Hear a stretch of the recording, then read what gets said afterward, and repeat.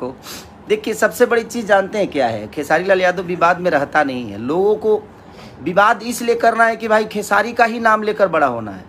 Problem यहाँ है कि खेसारी को जब तक हम टारगेट नहीं करेंगे जीवन नहीं चलने वाली है। जी तो हम क्योंकि फेरा में रही लेना है आ कितना जना के लागत है जे हमार कुछ गाना का दुनी पैसा लगा के बढ़ावल जाला।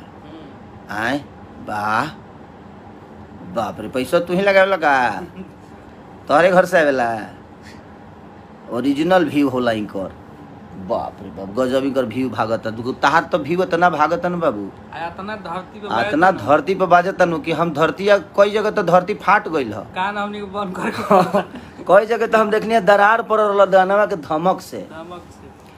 गजब भाई इतना दीजिए यूट्यूब ना रहा ओह दिनों खेसारी अलगे रहले लोग के प्यारे के वजह से। तो लोग जरा के प्यार करल ओकरा के तार लो। अब एगो मुर्गी के पीछे तू लोग पड़ गई। जब तक लोग माने लात बचौनी ना काट देबा नु तले मुर्गी अस्थिर ना रही। अपना लगे कुछ नहीं खे ओकरो के गावे के कोशिश कर लो। नया नया वैरायटी दलो जीवन में, राइटर बढ़िया बढ़िया रख लो। चोर सन के रख के भी मतलब कि तू लोग चोर हो जाता रह ना नु कल जाला। इसे पागल हो लो है। बढ़िया से लिखवावा लो, बढ़िया से काम कर लो। केहू रोकले बा केहू के रोके जाता ना।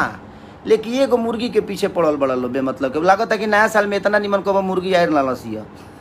मैंने ये मुर्गी ना कहनूर को दिले बड़ा लो एकरा के। केहू मुर्गा हो तो केहू मुर्गी हो का हो सोच दीजिए। आज तक ले तू लो नए बड़ो काहे भाई ये बतिया कह दे तो बुरा लग जाए सबके। हम केहू के पीछे पड़ी ले ना, हम अपन काम करी ले। हम कामे करके यहाँ तक ले पहुँचल बने, हम केहू के पीछे पड़ के नहीं पहुँचल।